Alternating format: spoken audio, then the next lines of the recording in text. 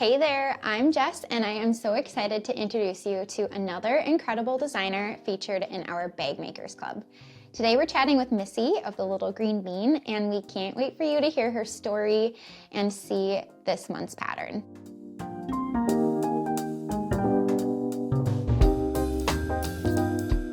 First of all, welcome to the Sallie Tomato YouTube channel. If you love bag making and enjoy connecting with talented makers, this is a video that you won't want to miss. We'll share tips, inspiration, and behind-the-scenes stories that you won't find anywhere else. And don't forget to hit that subscribe button and notification bell so you never miss when an interview or helpful bag making video releases. All right, well, thank you so much for being here, Missy. I am so excited to chat with you. Thank you for having me. Why don't you start by sharing a little bit of your background and how you got started with sewing and bag making? You know, I've always been involved in sewing. Like, it's something I took in high school back when they still offered that in home economics. And I just always have loved it. And, I didn't always sew. There were years, of my life where I just did other things. And then I got back into sewing, oh gosh, a lot in the early 2000s. And then in 2009, I decided, I'm going to start making more stuff. And I ended up opening an Etsy shop because I'm like, well, now what? What do I do with all the stuff that I've been making? That's And it so was true. really, and I started making bags, but I was using recycled burlap.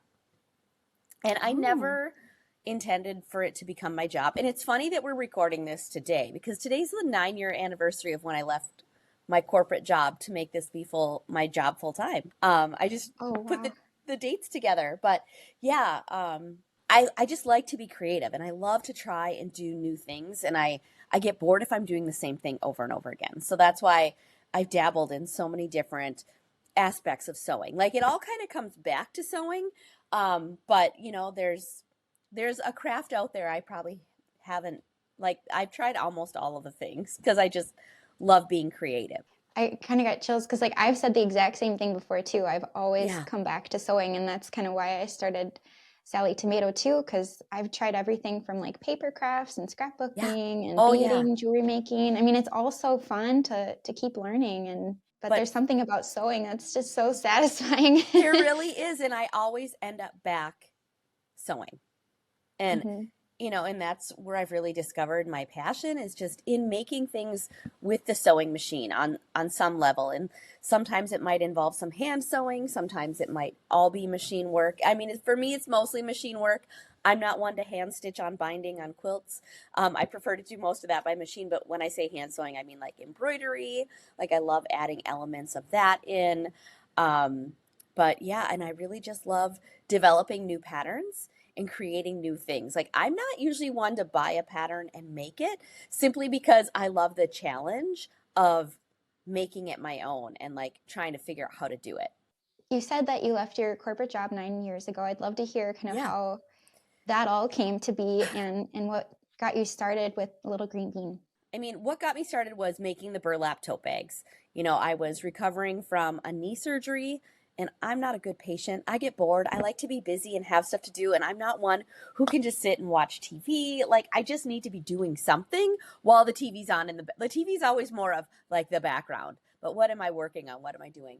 And so I, started making these bags, which then I opened this Etsy shop and decided, well, it's almost Christmas. I'm going to make stockings. And so I started making Christmas stockings, and then those were selling on my Etsy shop. And this was well before social media. I don't even think Instagram was a thing, and if it was, I wasn't on it yet.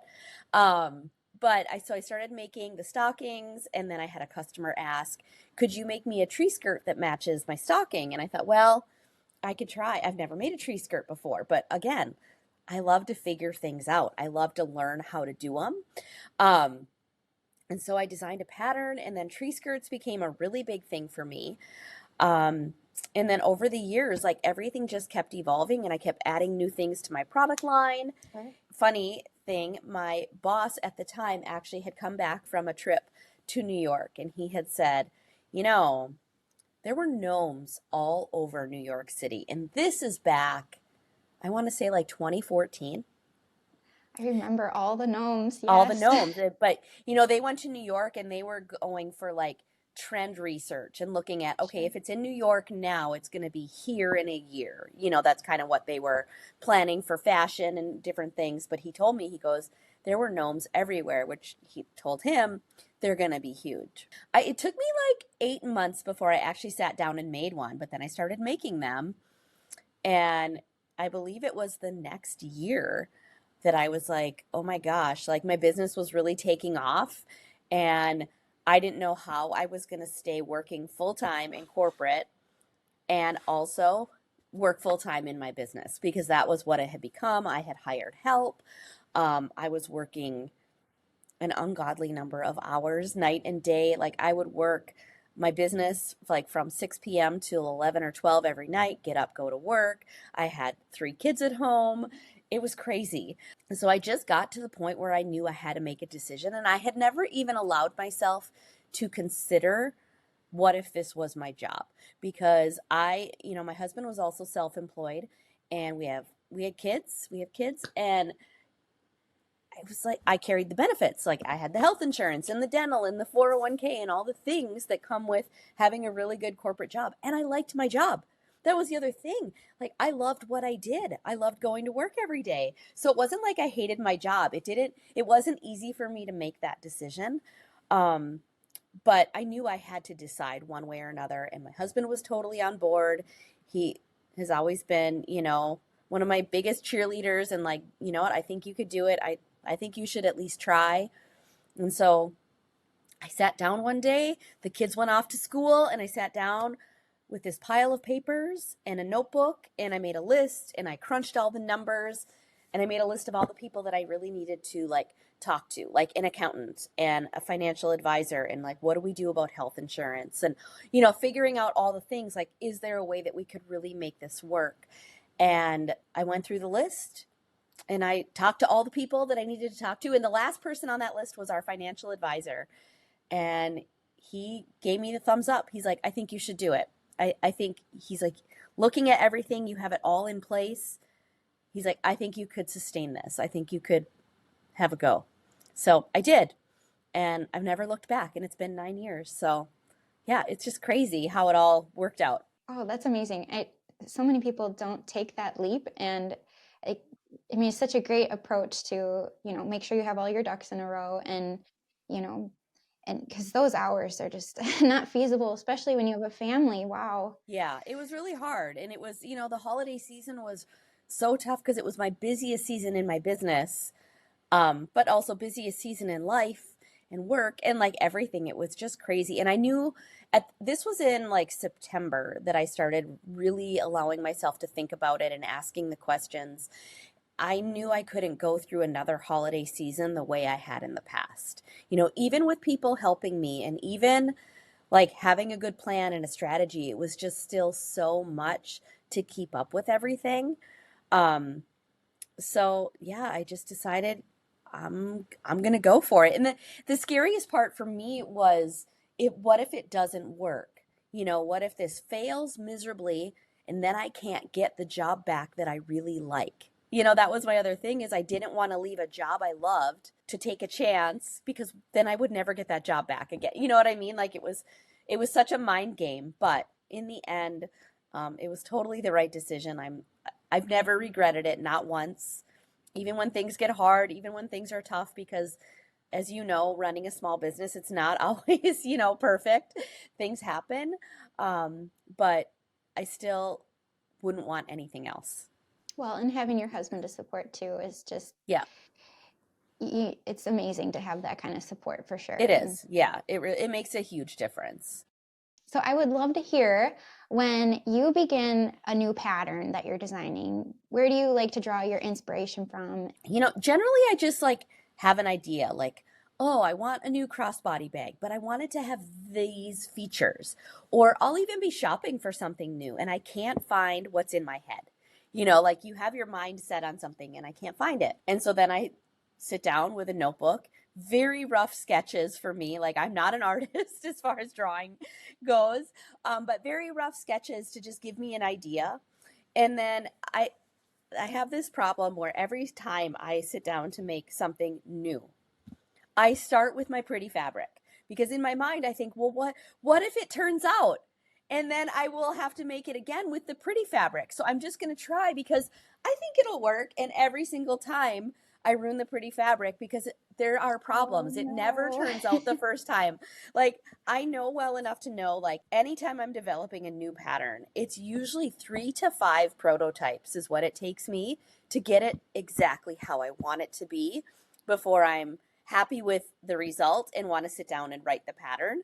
So I'm trying to get better at not using the fabric I intend to have the final result made from first, and use like the fabrics that I don't care so much about anymore.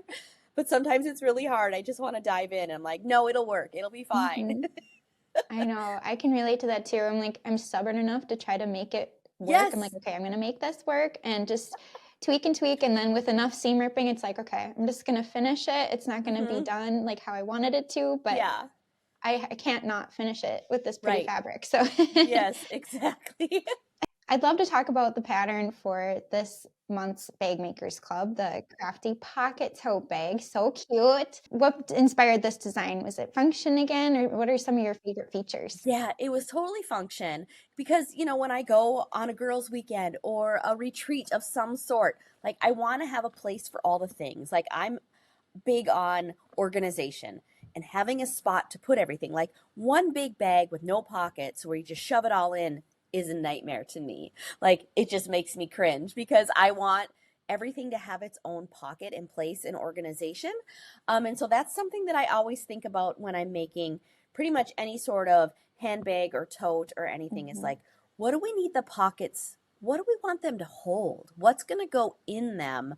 That way, I'm making sure that I'm making them big enough, wide Yes. enough. And often, as I'm thinking about these things, like I will take my phone and I will lay it out and I'll make sure that the pocket is big enough to hold the phone or a ruler or whatever it is that I want to go into a certain part for like the crafty pocket tote. I was actually taking the tools that I would take with me on a retreat, the scissors, the seam rippers, the rulers, all the things, and laying them out so I kind of knew what could fit where when I was making it. Oh, that's perfect. And then Yeah. everybody is assured too, like you've tested it and everything will fit and be perfectly organized. I just love it. Yeah, and that is something that's why I said like everything takes me about 3 to 5 times because I test it and it's like, "Oh, I made that just a little bit too snug. I got to make that pocket just a little bit bigger." So yeah, I'm constantly like putting things in and out and trying it out and adjusting and Mhm. making little tweaks. For sure. I mean, there's something about it too. I mean, once you add the interfacing and you sew it all, you think the math is correct. I go through this all the time, and then once you actually add it in, it's like, oh, so Yes. Yep, it made it just a little bit totally too get it. small. You have to allow for a little Hmm. bit more room. Yeah. So, do you have any tips for makers who are diving into the project that you might like to share? I would say if you're a seasoned maker, just dive in and do it. But if you're someone who's new to the project and you've never made something like this before, don't start with your favorite fabric first. Make one first and have that one be a gift for somebody, but the one you're making for yourself, make that be the second or even the third one once you get the hang of it. Because I know every time, and I know I said I don't like to use other people's patterns a lot, because I like the creative process of making my own. But I do. I still find, oh my God, there's so many patterns out there that are just wonderful and so many amazing designers. So I always find that the first time I take someone else's pattern, it's the first time is the hardest. It gets easier every single time you make that item over again. It gets, a little bit of that repetition.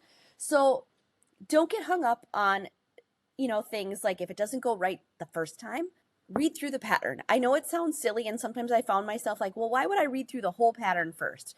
Because sometimes what's on page 3 doesn't really make sense until you read what's on page 9. And then you're like, oh, that's why I did that already. Because sometimes I'm like, why am I already making these parts? Shouldn't I be, I have it in my own head of how. So read through the pattern and really feel like you fully understand what fabric is going to go where, what pockets are going to go where, what you're going to put in each pockets. And, the other thing I love to tell people is feel free to get creative when you're using patterns. Like, you don't have to follow the pattern exactly. Like, feel free to improvise. Be like, well, I want to use this pocket for these items, so I'm going to make them smaller or whatever it might be. I love being creative with different things. And I love, honestly, when people take my patterns and they put their own spin on it and they're like, so I made this, but I added this or I did this instead. I love to see that. I love to see people's creativity. So don't be afraid to be creative and improvise when you need to. Awesome advice. And also, I love your idea of, make it first. And if it doesn't turn out in the fabric that you might not want, and gift it away. But then you could also decide, like, after the first one, do you want to customize it for specific notions or different things? And that's such great advice. So it's a great pattern. Thank you so much. It was so much fun to make, and I still use that one all the time. Like I have so many tote bags. I'm sure you can Oh, yeah. relate. Yeah, constantly switching things out and changing it up, and yeah, Yep. making it a new fabric. Like, ooh, maybe I'll remake this Mhm. for the holiday season in a holiday print just for fun.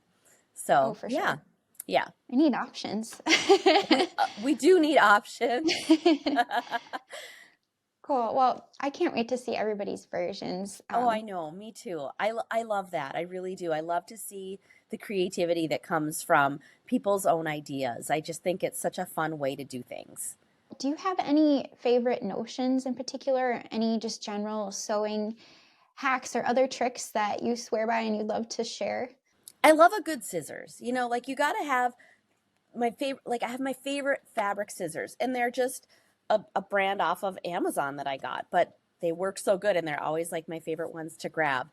The other thing I love, and I've been talking about this recently, is using my walking foot all the time, like even for bag making. I never really used it because I thought in my head, like, oh, I don't need it for this. I'm not using slippery fabrics and I'm not quilting. And I have found the more I use it, even for bag making, it makes such a difference. Like my top stitching seams look so much neater. And I've been playing around with just using that more, but also trying different weights of thread and, using a different weight so that your stitches are more visible, especially when you're doing those top stitches and you want them to be more visible and pop out. So I think it's just fun to try and do different things. But don't be afraid to use your walking foot and see if that makes a difference for you. For sure. Yeah. If you have those notions that you enjoy using, then I feel like that helps give you the confidence to try the thread or Yeah. try the fabric that, Yeah. might get you out of your comfort zone and to take it to the next level and Yeah, look more professional too. So for sure. when it comes to inspiration, I know you are drawn to function a lot, but are there things in your workspace that you like to keep around for inspiration? And I know you've been talking about inspiration too on your recent trip to Italy. I mean, how do you stay inspired? When we were in Italy, I found myself looking at all the floors and the tile patterns, and I'm thinking, oh my gosh, this would make an amazing quilt block, or this would make an amazing quilt. And I'm trying to get pictures of all these, floors and all these Yeah. prints and patterns. So I find inspiration all over the place. In looking at different things and looking at the design, inspiration outside. Like sometimes if I'm really stuck, I just go for a walk and clear my head. And I try to go Mhm. for a walk like outside in nature and just look around. And sometimes things will just naturally come to me. But it's also just like thinking about things that I'm constantly drawn to. Like, what are the things that I see? And I'm like, oh, I love that. And you see it over and over again. And just kind of making a mental note of what those things are and why I'm drawn to them. And then, allowing myself time to just play and try things out and try different things to see, does it work? Does it not work? Yeah, I try to go for a walk outside every day too. And I Yeah, know with winter coming, it's going to be harder to I get know. outside, but I know.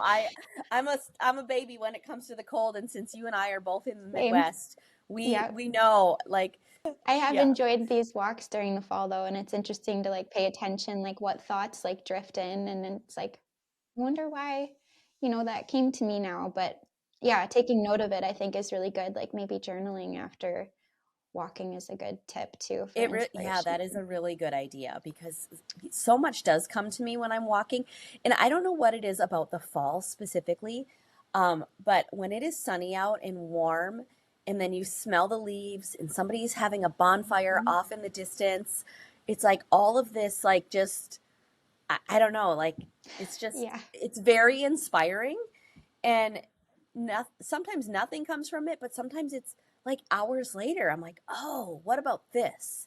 And even the other day, I was just looking at a rug I had bought recently at Target, and it's got gingerbread houses on it.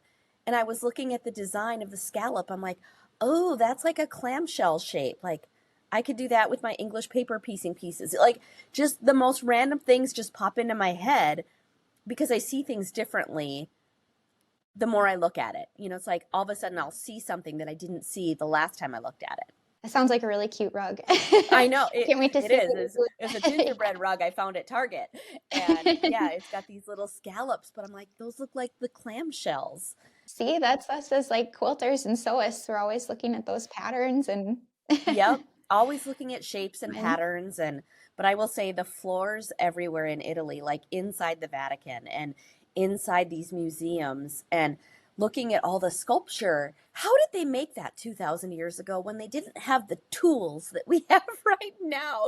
Like, how did people then create what they created with what they had available to them, and thinking to now and what we have available to us? Like, the possibilities for creativity are endless right now. We have so much at our fingertips, and I think the more we just allow ourselves to try new things and play, and don't worry about judgment, don't worry about what anybody else thinks, don't worry about rules because they don't exist. Like, just let yourself do whatever makes you happy and whatever you're feeling in the moment.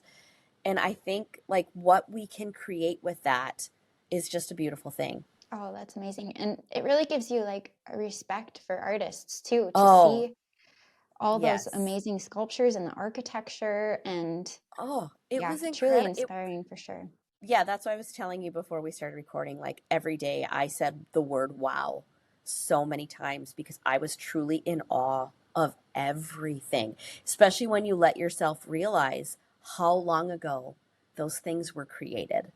Just, it was all creativity. It all just came from someone. And so just allowing yourself to just be creative in whatever way you want to. There's no right or wrong, which I love that about art and being creative, is there really are no rules. And Hmm. so we're allowed to just create in whatever way brings us joy, in whatever way works best for us. I love that so much. Thanks for sharing that Yeah. and just Yeah. inspiring everybody too. I hope that they feel confident to be able to try new things in sewing and be a little bit more artistic with it too. And Because that's what creativity should be. It should be fun. Absolutely. And I hear stories from people all the time about someone that shut them down and it made them stop trying, and it hurts me because that's just so sad, because nobody should do that to anybody else, and everyone should have the freedom to just try and do, and without fear of judgment or critique. And so, and I get a little like frustrated on social media sometimes when I see those comments from other people, and I usually shut them down right away because I don't want, it's not me, like, you're not going to hurt my feelings. But what I don't ever want my page to be is a spot where somebody gets frustrated based on what they're reading in the comments. I don't want that to deter anybody. I want everyone to be able to come to my socials and feel that freedom to do what they want to do without any judgment. And so when there are people who are being judgmental, generally I delete the comments because I'm like, you know what? We're not here to put that out there. We're going to keep this space a space for people to feel safe and where they can come and know they're not going to be judged. And mhm. so those people that do the judging, we shut that down right away because we want everyone to feel welcome and just have the ability to do what brings them joy and do what they love, no matter what the outcome might be. It might not work, but at least you're trying. You have a great community of makers on, Oh, I have, and I feel oh, like they all feel welcomed and and inspired. and So that is my goal, is for my page to be a happy place where people feel welcome, they feel joy. Um, and I do have a wonderful community of people, both in my sewing membership and just on my Instagram and my Facebook. Like, there's so many amazing, encouraging, uplifting people there. It's just, I love it. stepping outside of sewing for a moment, when you're not designing, how do you like to spend your free time? I like travel. We had a wonderful time in Italy, and I didn't get to design or create anything while I was there. But, just exploring and just being on an adventure was so much fun. Living in northern Minnesota, we do live on a lake, which was a dream of ours, and we had for a really long time, and we finally got here. And just living on the lake and just enjoying what we have outside our window, and just sometimes just sitting looking at the water, taking our boat out when it's in season, just doing different things, spending time with my family, um, just being around the people that make me happy. After work too, I feel like I try to spend as much time as I can with my kids and outside and getting and boosting their creativity. And yeah, it's very restorative to spend time with them and be outside in nature. And Yeah, it is. yeah. Yep, it's great. Awesome. Well, for anyone who wants to follow along with your journey and see more of your patterns, do you want to share where you're active online and how they can connect with you? Where you can find me the most is Instagram. I've been on there. I had a wonderful friend tell me back in 2013, you should really start an Instagram page for your business. And I was like, really? And, like I credit her all the time for where that has taken me, because it's truly such a wonderful community. But so I'm on Instagram as the little green bean, but I'm also on YouTube. And about a year ago, I decided, I'm going to give this YouTube thing a try. And I've been having a lot of fun making more long form videos and really helping to teach and educate and encourage people to just try different things, to just try new techniques, because you really can do anything you set your mind to do. I believe that anybody can. And I just want people to try, and I want them to feel comfortable doing so. So I've been on YouTube a lot, and I see that continuing. We're also over on Facebook. Those are the three main places. I'm on TikTok, but I'm not really on TikTok. You know what I mean? Like, we're Yeah. there sometimes, but we're not. So yeah, those are the three main places. And then we also have our sewing squad, which is our sewing membership. And that is a really fun place. Every month I create a new pattern that's exclusive to our members.